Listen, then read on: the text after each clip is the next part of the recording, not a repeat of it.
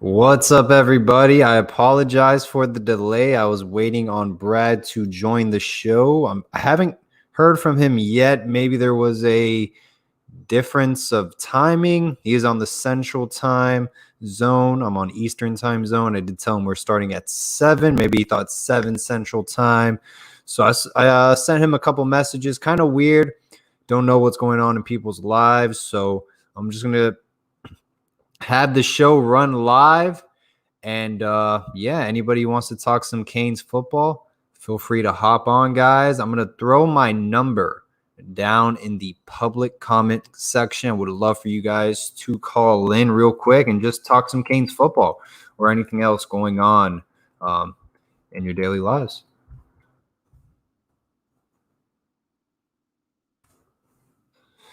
Yo, what's good, Shawn? What's up, Stadium Drive Podcast, Mr. HD? Guys, Mike, that dude as well. What is up, man? What's up, Ian? How's it going? That is my public number right here. Call in and let's talk some Canes football. And hopefully Brad will come on. Promise you guys, I have a good lineup coming up. I also have Damon Sales from SMU Rivals that is going on. Then I have Steve Kim, ESPN boxing writer, as well, coming on the show. That is going to be Thursday at 7. So I'm excited for that. Hey, Jamal, how's it going, man? Recruiting, guys. Good question to ask, Shawn. Recruiting. Malik Curtis. He did commit recently. He is an athlete. We're probably going to put him at corner. He can return punts. He can play receiver. I really like his athletic skill set. He is very raw. Reminds me of a certain player. I was going to come out with a video earlier tonight after Ryan Rodriguez makes his announcement. I don't want to ruin it for him if he does commit to Miami, if he does not. But most likely it seems like he will be a Miami Hurricane. So we get Malik Curtis. And Ryan Rodriguez will be, hopefully he'll commit tonight. We'll see what happens. Nothing is official. He's making his announcement 7:30 p.m. Eastern time. So, guys, call in 305-546-5926. And let's talk some Canes football. I have not seen the Maurice Sykes NMD TV interview yet. Laid out the truth, clowned our losses last year against FIU and Duke. What's up, Sigmund? Chilling, man. No, I agree, Elliot. Those were horrendous losses. Guys, feel free to call in 305-546-5926. Hopefully Brad will come on shortly. If not, hey, tomorrow is going to be an outstanding show. And I don't want you guys to miss it.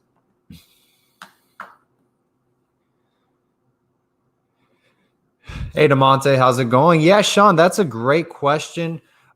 Giving our cornerback room, do you think we can afford to take a kid like Malik that is raw and may need time? Yeah, I do. It's a very young cornerback group. You know, we have Al Blade, so I think he will be returning for his senior season. We also have DJ Ivy. I think he's going to play 4 years at Miami.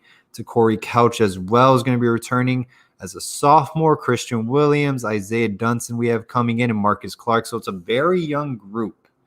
So I think we have enough room to take a gamble on a project, a recruit, and I think he's gonna. It's early, but I like the take. He only got offered by Boston College, Western Kentucky, and Akron, so I do like the offer. He's very athletic. He reminds me of a certain player at Miami. I want to see when you guys watch his tape if you guys mention that same player. I don't want to ruin it. I know. Yeah, Ian, I've heard. Yeah, Maurice Sykes. I got to listen to it. I haven't heard it yet. I heard it's very good. Call in the show, guys, 305-546-5926. If you guys want to come in the live show, just got a text message.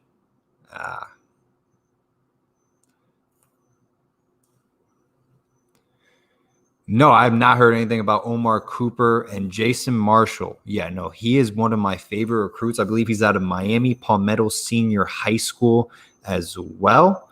Very good, talented defensive back. we'll see if we can land him. I know Savion Collins is out of Miami Palmetto Senior High School as well. They have a very good group of players coming in, nationally ranked. Miami Palmetto Senior High School, tentatively in Dade County. They're not one of the best football programs, but this season seems like they have a lot of talent. Once again, guys, if you want to call in, 305-546-5926, feel free to call in. Might have Wholesome one in soon if he's available.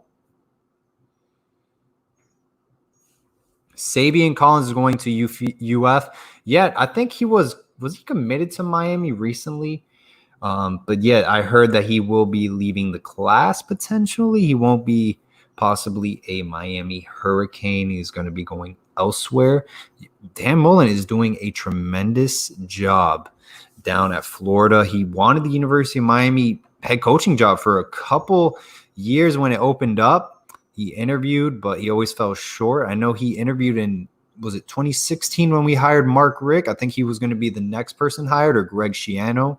So, you know, I think he's a very good coach. He's not going to go out and win you a national title. He's not like Urban Meyer or Nick Saban, but I think he keeps you relevant, consistent wins. He had a great thing going on at Mississippi State with Dak Prescott.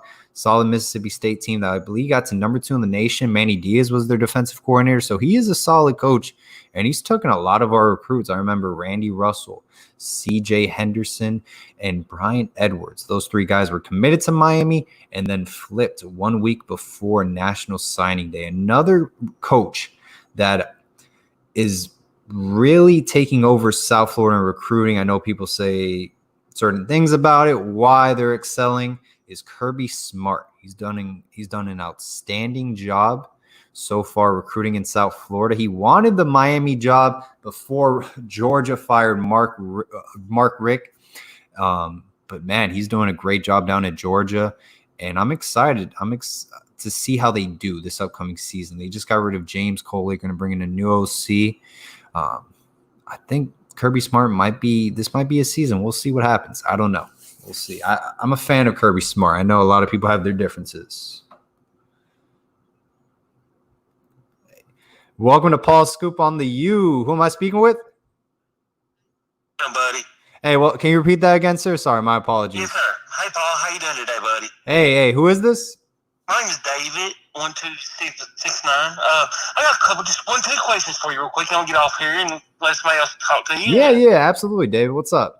Okay, if just say, for example, I'm not saying I don't wish that this going to happen, but just say if Miami doesn't win the Coastal, or say we go another 7-5 or 6-6, who do you think that the athletic department would make a change at the end by letting Manny go? And who would you like to think if they did fire Manny? Who would you say would be your top people to replace him? I'm just saying if. Yeah. I'm not. Absolutely, that's a great question. I love asking people that question as well, David. I'll give you my 3 candidates, and you give me yours. How about that? Okay, let's do it. I'm down. Okay, go ahead with yours. Yeah, absolutely. So if Miami goes 7-5, 6-6, Manny Diaz is gone. First name off the list, PJ Fleck. I think he's done an outstanding job in Minnesota. Yeah, I agree. I love his passion. I love that he's willing to defend his players every time. And I love it, man. But I don't know if he'll, coming from Minnesota, Big Ten school to Miami. I mean, it's a different kind of, recruiting. Yeah, atmosphere as well. But PJ Fleck will be the first name. Another name I would like, Joe Brady. What he did at LSU, outstanding job. Outstanding job. Oh, yeah. Great offensive mind. He's like, how old is he? And he's already the offensive coordinator for the Carolina Panthers. 31? Yeah. I could be wrong. Exactly. And then my third guy, honestly, it's not realistic, but man, you have a platform, a pitch to get Mario Cristobal. You do have a platform. You get literally all his teammates on an airplane to Eugene, Oregon. You say, listen, dude, you're getting on this plane. You're a Miami Hurricane. You're not an Oregon Duck. That's who I really wanted. Yeah. Cristobal. Yeah. I think we had a chance to get him. We should have pulled the trigger and went ahead and got him before they hired Mark Rick. Absolutely. And wait, go ahead, David. Okay, here's my pick. Actually, I like Chris Peterson that just left Washington. Okay. But he retired. He took Washington to the playoffs. I mean, that's a pretty big accomplishment for a school like Washington. Even though they got beat, Right. but that's a big accomplishment. Right. And look what he did at Boise before he left Boise. Oh, no, he's done an outstanding job, but I think he retired. Yeah, I don't know. I think this would be the job to be intriguing maybe to come back. Oh, okay. I think it would be because it's a top-notch job. No matter whatever Paul Finball says, he's just it's his opinion. Right. But I still think this is a good job. I mean, it's a great job. You got the best of the best recruiting in football. No, this is an outstanding job. Look at our history. 5 national titles. Look how many. Yep. Look at you where you are in recruiting. If we had the administration would support the thing better, this wouldn't fall as bad as it has. Right. Here's my next one. Yeah, I like Gary Patterson from TCU. Oh yeah, absolutely. But Jerry Johnson even said a couple years ago before they hired Golden, they should have got him. Yeah, but that's where I think we should have hired Patterson.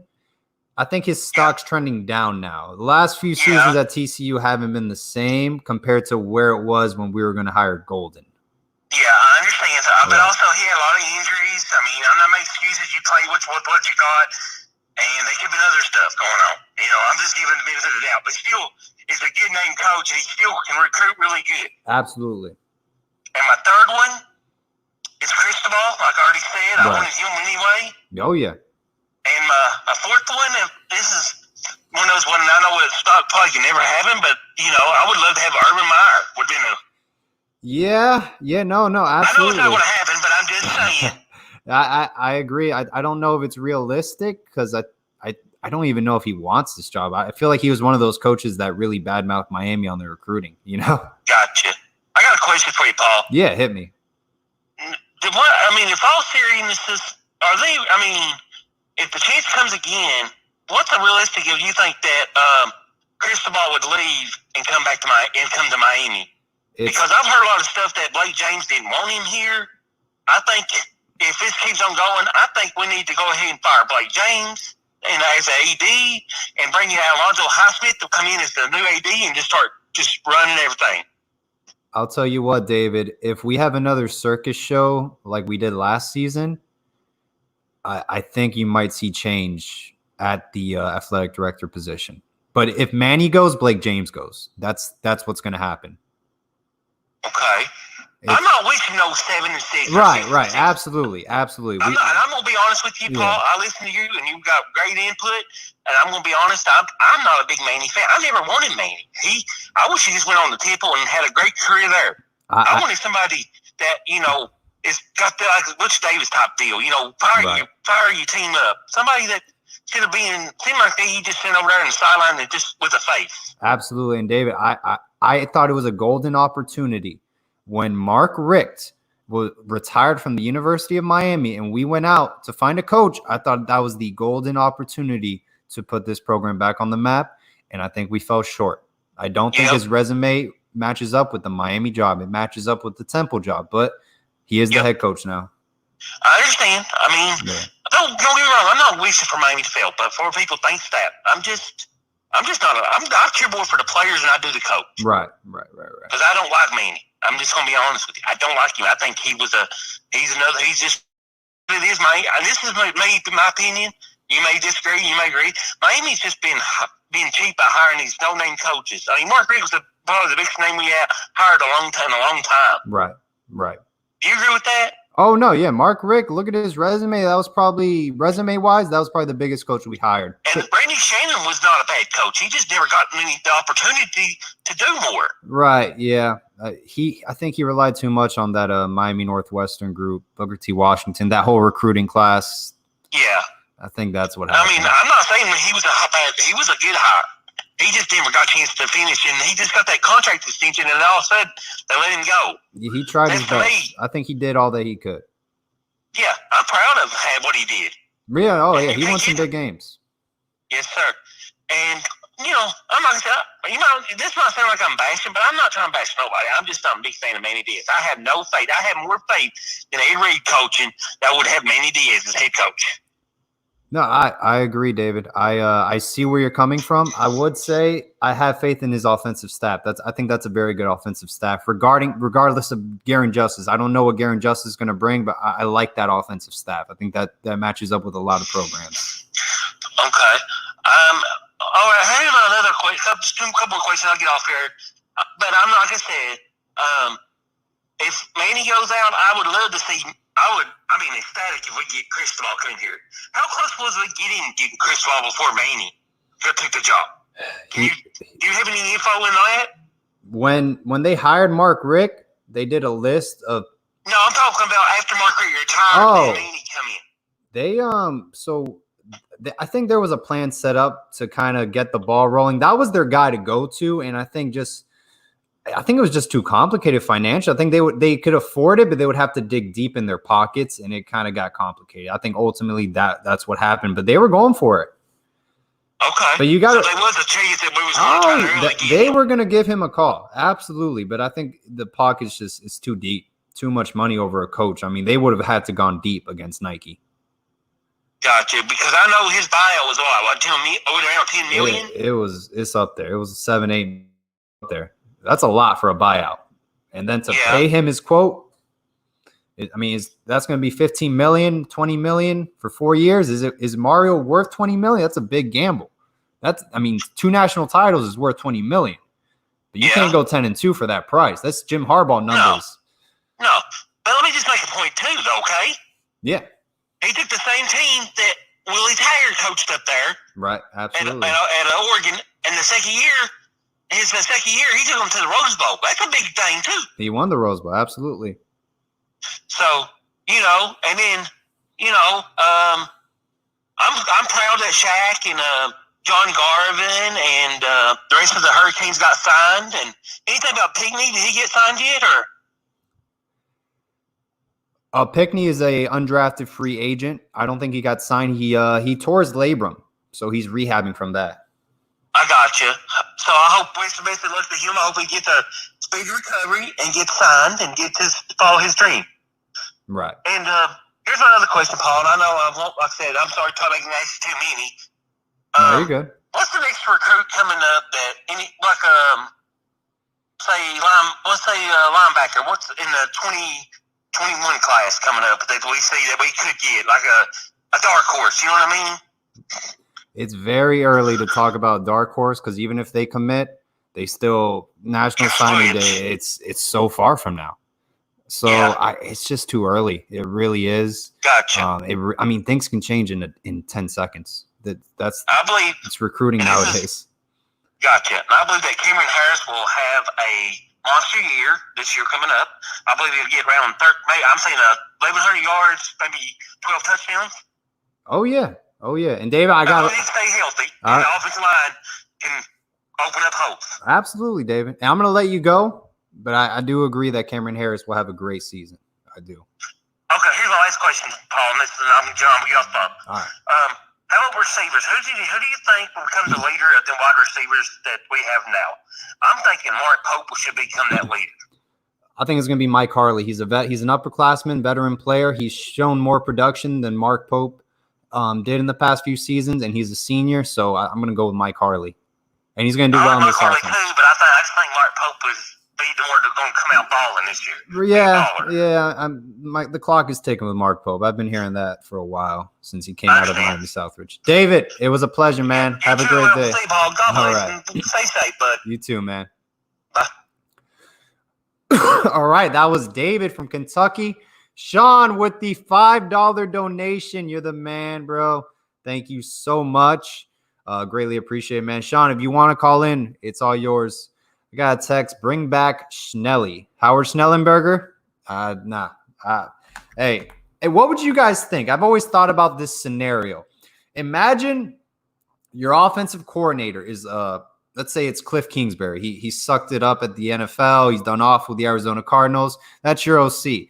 Your defensive coordinator is Randy Shannon or Charlie Strong, and your head coach is Steve Spurrier. Kind of the same setup North Carolina has with Mac Brown as their next head coach. What do you guys think about that situation? Kind of having an old veteran coach who's won a national title, who's taken people to the promised land, and surround him with a great staff, because Philip Longo was at Ole Miss under Hugh Freeze, and man, that guy is an outstanding OC, and they're just going to keep putting up more points. What he did with Sam Howell year one, throwing 38 touchdowns and only 6 INTs, very good job. And that UNC program, it will be good. I'm not high on them this season. I think they're going to go 8-4 because they have UCF game 1 in Orlando. I think they're going to lose that one. Then they play Auburn in Atlanta. Auburn's a great team. I'm excited about Bo Nix. And then they have James Madison, who will be taking on North Dakota State. Who took on North Dakota State in the national title game. So we'll see. Bob Stoops. Yeah, I like that one, Austin Canes. Bob Stoops. Outstanding coach. He was always in the top 10 every season. But he got blown out by USC in the national title game, which I saw when they played down in Miami. But that was an outstanding USC team. Had Reggie Bush and Matt Leinart.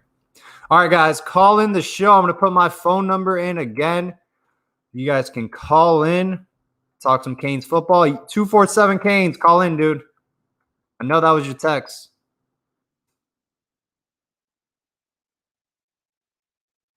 And I'm holding you to that Wake Forest game as well, man. We will have football this season. I'm confident in that. So call in, guys, 305-546-5926.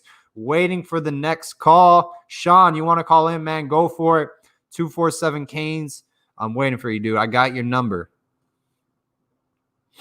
Ryan, it is expected that he will be choosing the University of Miami. That is the heavy favorite. That's what everyone's saying on Twitter. So if he doesn't choose Miami, hey, that's the expectation, though. That's kind of where all the crystal balls are heading. Christopher Columbus Senior High School has done a outstanding job in just sports in general in the Miami area. If you're familiar with that high school, you're from Miami, you've done a great job. Alonzo Highsmith, Mario Cristobal, CJ Henderson was just on. And Brad is joining the show, guys. Give me 1 second. I'm going to add him to the stream. Brad, what's up, man? What's up, man? Hey, I'm sorry about that. I got twin 4-year-old boys, and one of them was throwing a little bit of a fit, and so it's all good, Brad. Yeah, lost track of time, man. Hey, no worries at all. I'm just glad they're here, man. Awesome. And my fans, we got 36 people live. So, cool. Man, let's get into it. Kind of introduce yourself to everyone watching right now. Sure thing. My name is Brad Kunz, and I played at Miami from 2000 to 2004/5. 2005 was my draft class. And then went on, I played arena ball at different places and played in the CFL for a training camp. And I've been a head football coach for the last 9 years. Previously, 7 years. Previously, I was at Plano, Illinois, and now I'm at Plainfield East, which is a bigger school. So very cool. Very cool. And Brad, and tell us your Miami Hurricane story. Obviously, you're originally from Illinois. When I think of Illinois, I think of Big Ten country. You know, how did Miami recruit you? How do they find you? And why did you choose the University of Miami? Well, you know, I was very fortunate to grow up that my brother was a college basketball player. He played at the University of Illinois and then transferred to Iowa State. So my dad kind of understood the recruiting process. And so, you know, my sophomore year, you know, this is before social media, he took my 8x10 picture from the season and wrote a letter on the back. And we sat down, and Sports Illustrated had like a top 100 schools for athletes. And we sent that to every single one of those schools. And certain ones bit and kind of were interested. And, you know, my brother, he originally went to Illinois. My sister played golf at Illinois. And, you know, I actually thought I was going to end up going to Illinois. And then, like, really close to signing day, my scholarship got pulled from there. And so I was very fortunate. I had good grades and a high ACT score. And so Butch Davis contacted me and you know, he told me, he's like, hey, we'll bring you in as a walk-on and we'll get you a football scholarship. And that's kind of how it played out. So I fell in love with it because we went to camps, and I came down for a camp down there, and you know, met a lot of the guys that would end up being my teammates. But, you know, meeting Coach Kehoe and Mario Cristobal was a graduate assistant at the time. And, you know, I just remember at the end of the camp, Mario Cristobal pulling me aside and saying, I just want to see your film next year with you just destroying people. And I know I chuckled a little bit, like, you know, I didn't realize how intense he was. I thought he was like joking around. He goes, no, I'm serious. That's what I want to see. And that intensity just kind of won me over. And I mean, he's still using that to this day to recruit and everything. So, but you know, it was just kind of a process like that. And, you know, I was fortunate to get to go down and you know, be a part of some really, really good teams. It's funny that you said Mario Cristobal is an intense coach, because there's a story that another YouTuber, Wholesome One, told us that when he was down at Miami, when he went to a local high school to recruit a player, there was an SEC coach there, and he literally told the SEC coach to like sit the F down, like you're in our neighborhood. We talk to the recruits first, and you wait for us. And I can see that. I love that intensity. Yeah, I think the world of him. And you know, another Coach Cristobal story. You know, my first year out, Miami played at Louisville, and me being from Illinois, that was the closest game I'd get to see. And we went down and we lost. And I just remember after the game, you know, kind of waiting outside to talk to some people that I knew. And he walked out, and you know, and I said, man, that was rough. He goes, I know. And I said, how's everything else? And he's like, everything else? There is no everything else. This is everything. And I'm like, yeah, I understand that intensity, you know? So it was a pretty, he's a pretty intense guy. Absolutely. Definitely. And Brad, talking about, you know, coming from Illinois, did you come during the spring or the fall camp to Miami? I came the normal fall camp. It was, you know, that was the last year that they had like a freshman camp where it was like a week early. Yeah. So we got to be there. It was just the freshmen for a week, and then all of a sudden everybody else came back, and you know, it was a really good year, and we had a really good group of freshmen that year, and so it was, you know, I was there in the fall, and you know, that was the season that we beat Florida in the Sugar Bowl, and probably should have been the national championship game, and you know, it was just a great experience to start off with, and you know, like I said, we had a really strong recruiting class that year, and so it was a lot of fun to be with those guys. And Brad, was there when you walked into fall camp for the first time as a freshman, did you have any idea what you were walking into? I mean, all these great, not just players, but coaches as well. You were walking into the greatest college football dynasty of all time. And it's debatable, but did you have any idea? You know, that's the one thing. If there's like one thing in my life I could go back and change, it's just, I wish I would have appreciated and known what I was going into when I went into it, because, you know, I went to a high school of 400 kids, you know, and I live like an hour from St. Louis, and I loved watching college football on TV, but, you know, I didn't really understand the landscape of things. So, I mean, it was kind of, I wish I could have known that going in, but I think it was an advantage to me, because here I am going against 5-star recruits in practice, and you know, I don't know that I'm supposed to get destroyed by these guys, and it's kind of gave me an advantage of, you know, I'm competing and doing what I need to do. So, you know, it's kind of a double-edged sword there. So. Absolutely. And, you know, speaking of all these great players and great coaches, who was your mentor as a player that you guys looked up to in the offensive line unit? Maybe the leader, or just someone who just a role model? Sure. You know, I think for me, like one of the things that in high school, my number was 73. And so when I came to Miami, Joaquin Gonzalez was 73. Yeah. He was a guy that came in as a walk-on on a academic scholarship, and you know, made it and ended up being a starter. And so right off the bat, that was the guy I wanted to be like. And I think even Coach Kehoe told me, like, this is the guy you want to be like. And so I kind of studied him and tried to be like him and emulate him. And you know, he's a phenomenal person, but you know, as a leader, he was a great leader on the team. And you know, that was the guy I looked up to. Him and Romberg. You know, they basically held court in our meeting rooms for the most part, and you know, but I couldn't ask for a better group of guys. There are a lot of position rooms around the country on a yearly basis that nobody gets along, and it's like the quiet when you get in there because nobody really wants to talk to each other.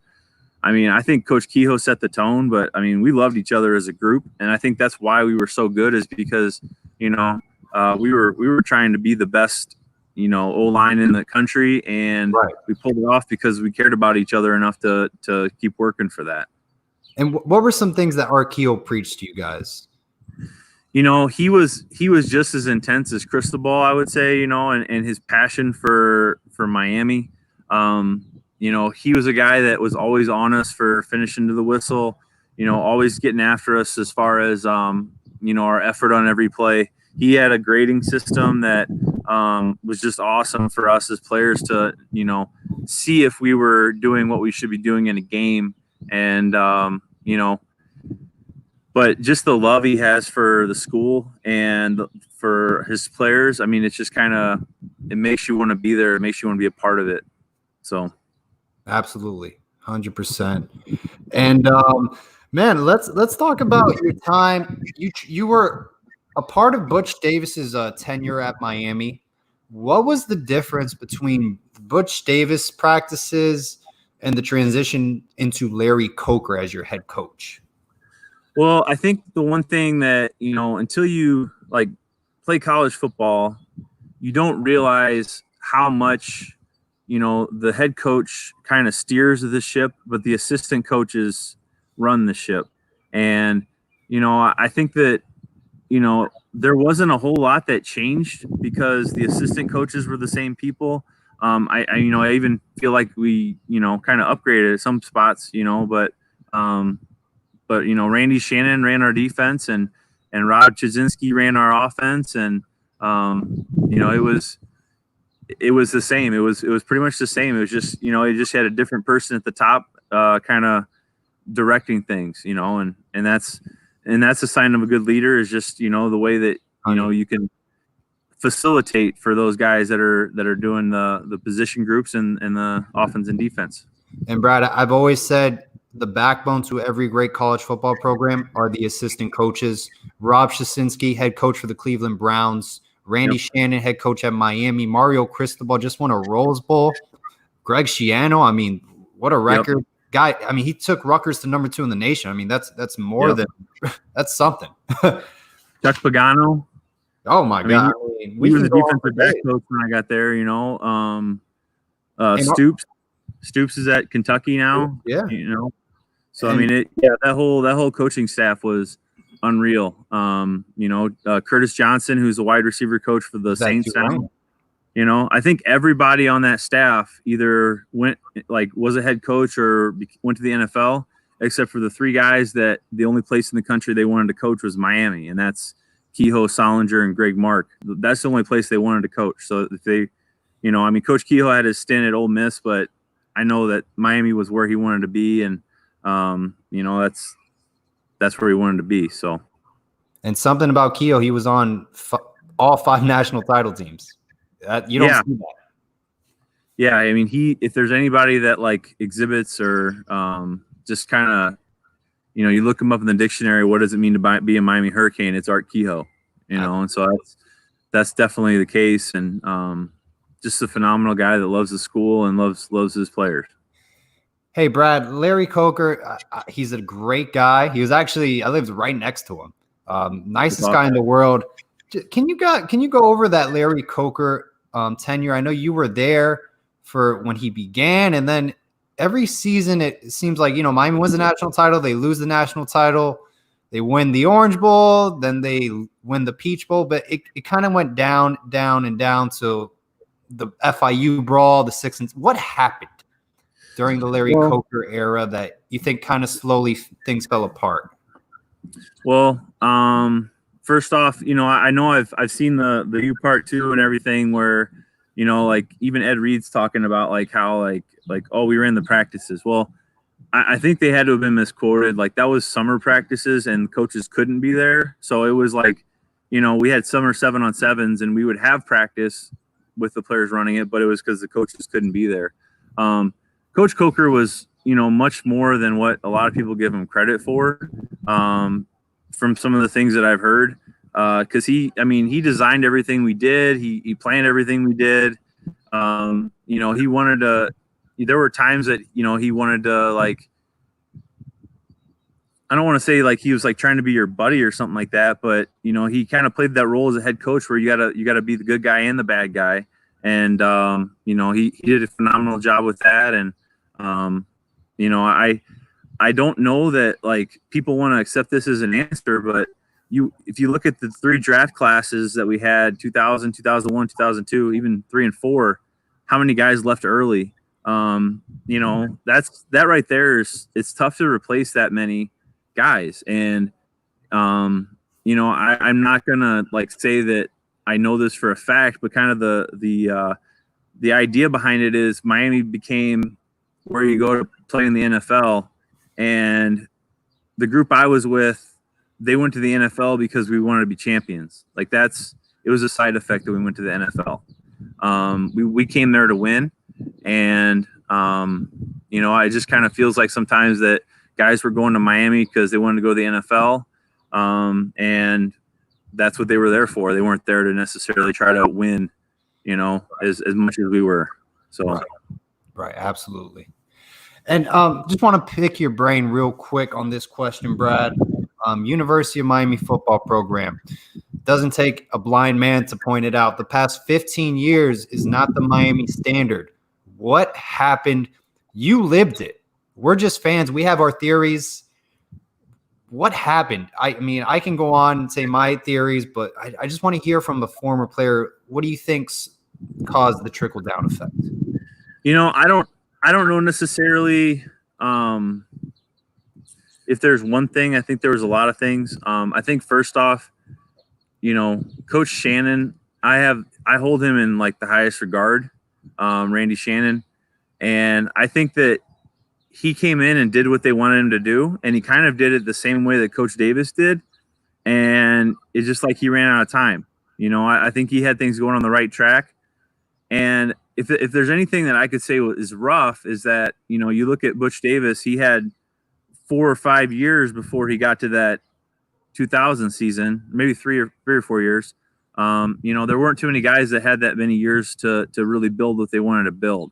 So a lot of the turnover is probably part of it. A lot of the recruiting, maybe a little bit of a loss of touch to what it means to be at Miami, because that's one thing that like Miami is just different, man. Like it is just different to coach there because you're on a campus where there's basically people that can afford the college, and then there's the athletes. And right. I can attest to that myself. That I was fortunate. I would not have been able to afford it if I didn't have an academic scholarship. So and it's just different, and you got to coach it different than anything else. In 2000, we had the smallest weight room in the entire conference in the Big East, and we won the national championship. And I think we moved up to like 5th or 6th. I mean, it's not like we're like one of these schools that's going to put out a bunch of money to like build a bunch of different things. I mean, we built something nice, but it's not going to be like the Nike money of Oregon or, like even Maryland with the Under Armour. You know what I mean? It's like we're limited in one way or another. So with all that said, I think it's just kind of a bunch of different little things that kind of, we would get to a point where there's hope and then something would happen and kind of pull us back down. Absolutely. And Brad, man, when I actually tear up when I think of this place. Majority of my childhood was there. How much did the Orange Bowl, when it went down, man, I felt like a piece of Miami went down. Our history. How much did that kind of impact this program, you think? I would agree with that because that place was, I've been to the games since, the Orange Bowl's been torn down, and it's not the same. Right. And it's just kind of like that was a piece of that was like our turf. That was our land, all the games we won there, all the good times we've had playing were at the Orange Bowl. And it's just kind of a mentality. It kind of goes along with what I was saying with the weight room. Everybody talks about the Orange Bowl like it was, it needed to be upgraded, and, the concession stands weren't great and all this stuff. And, when we had a smaller weight room, we were closer together. We worked hard. When we were at the Orange Bowl, nobody was thinking about going to the concession stand. Everybody was thinking about being there cheering for the team. You know what I mean? Absolutely. So it's just a different experience. And, running through the smoke of the Orange Bowl, just unreal. And I kind of got to, when we had the reunion for the 2001 team, the 15-year reunion, they had us walk out through the smoke. And you see kind of what they do on TV, and it's just not the same. I mean, when we left that smoke, we felt like we were unstoppable. And I hope those guys today feel that way too. But it's just a different thing. Hey, Brad, quick question from 247 Canes. It's a good question because Joe Burrow, when LSU won their national title this past season, Ed Orgeron said Joe Burrow was leading practices when coaches weren't around. Did you guys do that same thing when coaches weren't being around? Did you guys run practices on your free time or? Yeah, well, in the summer we would have like 7-on-7s, and that's kind of like what when Ed Reed's talking in the U Part 2, he's talking about it's like, oh, the coaches weren't around, we ran the practices. Ed would run the defense and Kenny would run the offense, and the O-line would be doing their own thing, but you got to have a committed group of guys that are going to show up to something that's not mandatory like that and be coached. And that's what we had. I mean, it was practice. We worked extra on our own all the time because, but it was because the coaches weren't there. They couldn't be there. And that was also a different time period. They might have restrictions now that, I think every year it seems like there's less and less opportunity to practice. If there were restrictions like that on us then, I guarantee you we would have found time to go there on our own.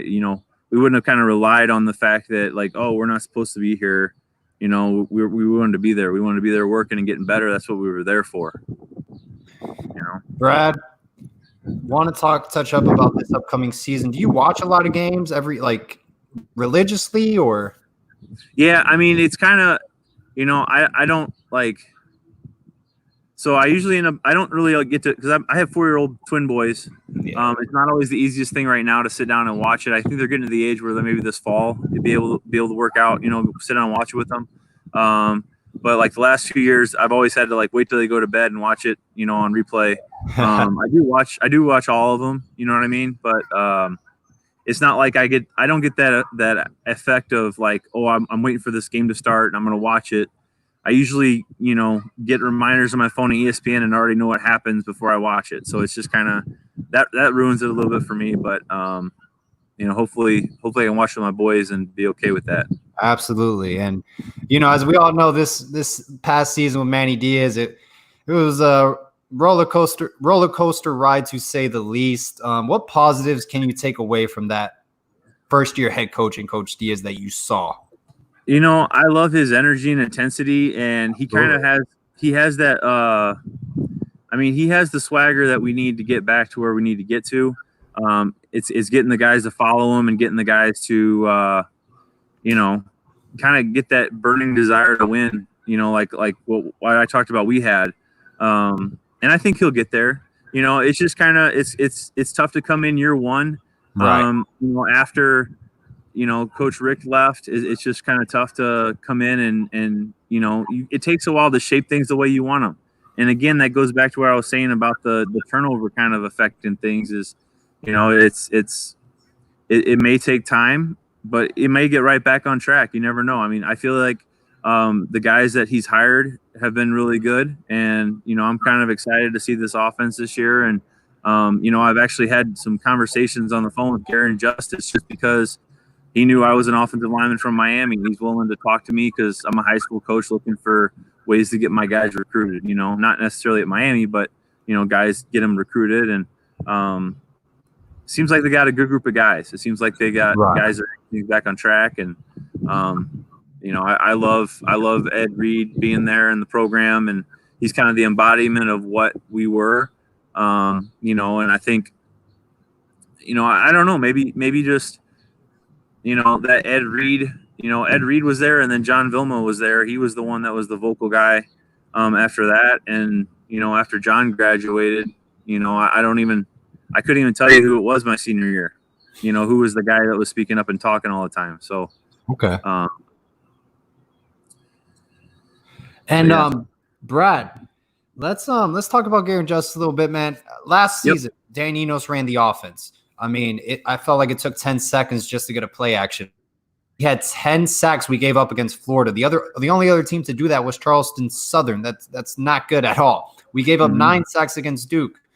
Is this new offense going to help our offensive line play? I've seen some clips. Seems like we get the ball out really fast.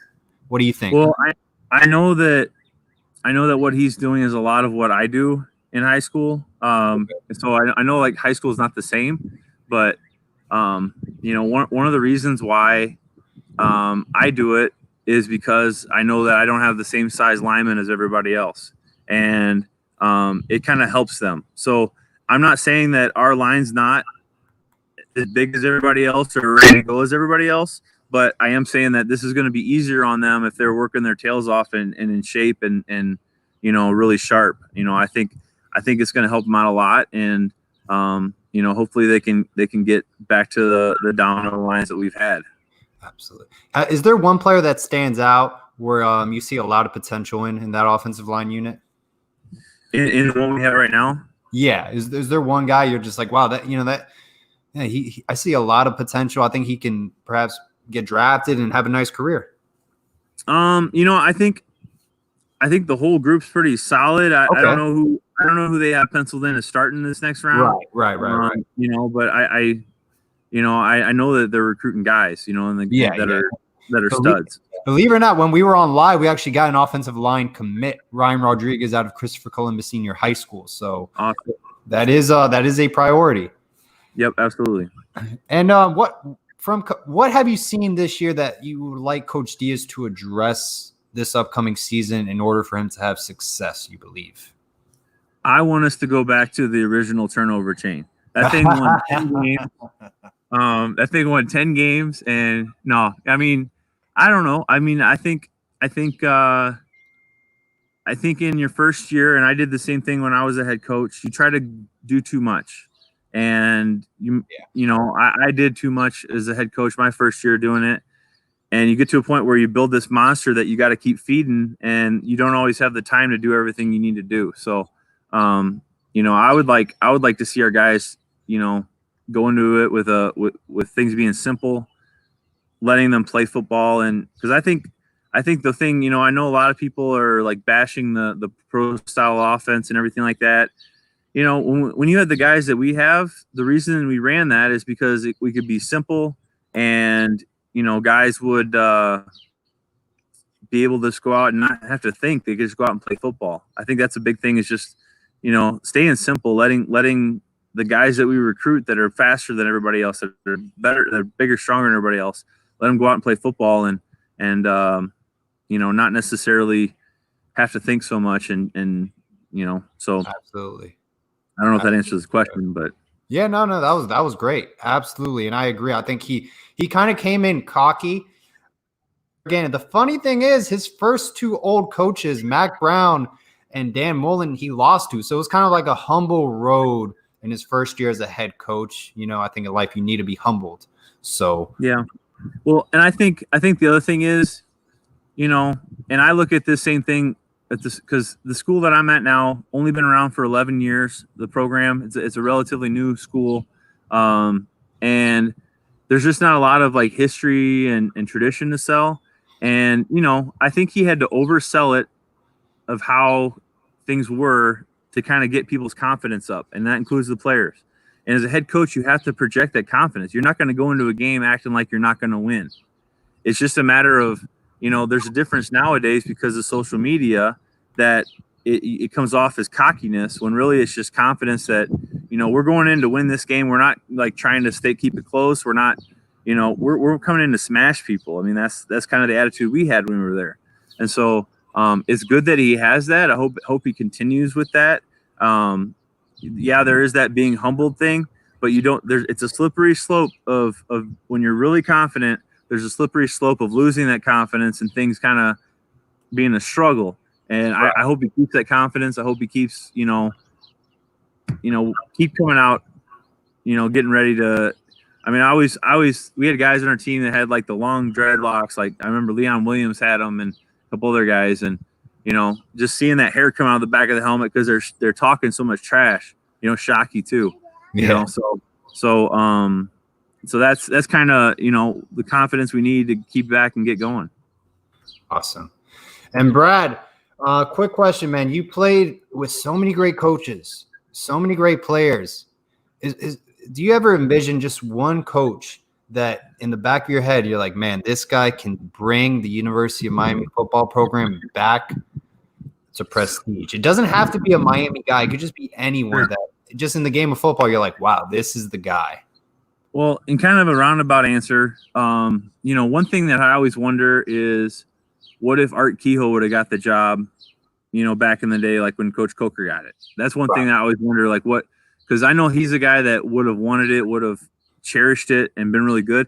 And I think he would have turned into what you saw with Ed Orgeron last year. I mean, they were guys that coached against each other, offensive and defensive line at Miami.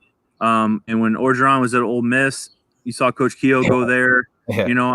So that would have been one thing. I think with his health, I know he's recently had some issues.